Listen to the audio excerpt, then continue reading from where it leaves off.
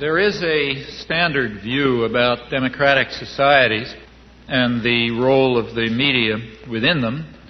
It's expressed, for example, by Supreme Court Justice Powell when he spoke of the crucial role of the media in affecting the societal purpose of the First Amendment, namely enabling the public to assert meaningful control over the political process.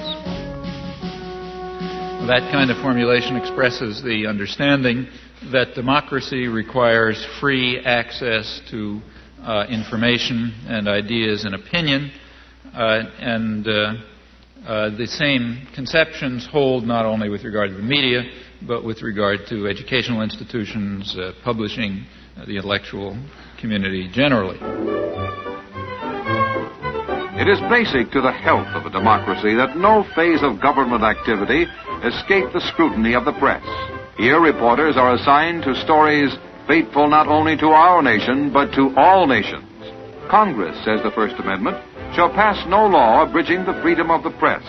And the chief executive himself throws open the doors of the White House to journalists representing papers of all shades of political opinion.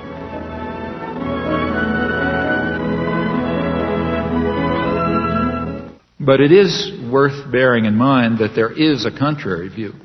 And in fact, the contrary view is very widely held and deeply rooted in our own civilization. It goes back to the origins of modern democracy, to the 17th century English Revolution, which was a complicated affair, like most popular revolutions.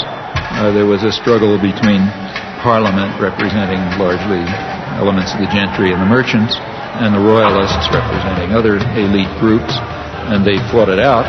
But like many popular revolutions, there was also a lot of popular ferment going on that was opposed to all of them. There were popular movements that were questioning everything. The relation between master and servant, the right of authority altogether, all kinds of things were being questioned.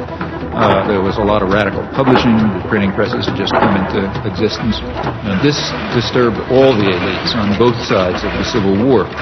So as one historian pointed out at the time, in 1660, he criticized the radical Democrats, the ones who were calling for what we would call democracy, because they are making the people so curious and so arrogant that they will never find humility enough to submit to a civil rule.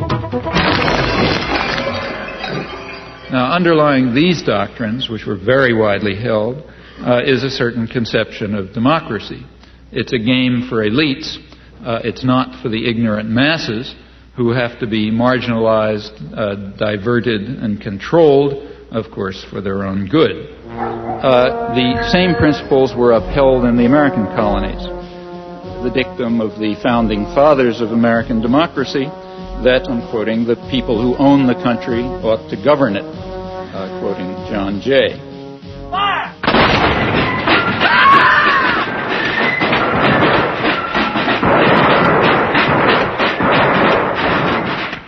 Now, in modern times, for elites, this contrary view about the intellectual life and the media and so on, this contrary view, in fact, is the standard one, I think, apart from rhetorical flourishes.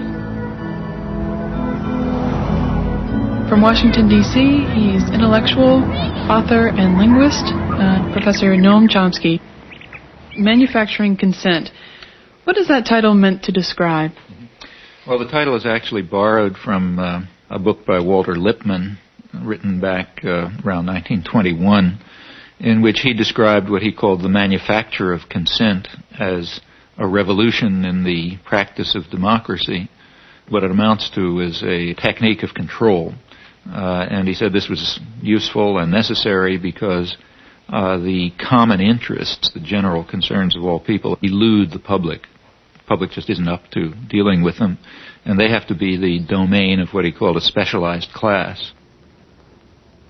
Notice that that's the opposite of the standard view about democracy. There's a version of this expressed by the highly respected moralist and theologian Reinhold Niebuhr, who was very influential on contemporary policymakers. His view was that rationality belongs to the cool observer, but because of the stupidity of the average man, he follows not reason but faith. And this naive faith requires necessary illusion and emotionally potent oversimplifications, which are provided by the myth maker to keep the ordinary person on course.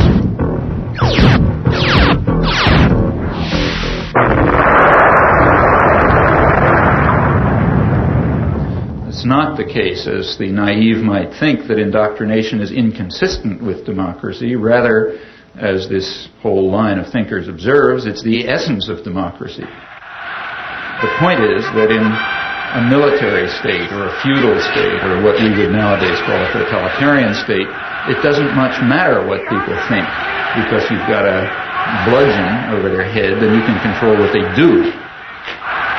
But when the state loses the bludgeon, when you can't control people by force, and when the voice of the people can be heard, you have this problem.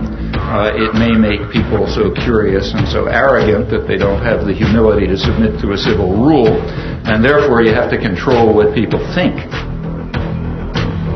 And the standard way to do this is to resort to what in more honest days used to be called propaganda, manufacture of consent, creation of necessary illusions, various ways of either marginalizing the general public or reducing them to apathy in some fashion.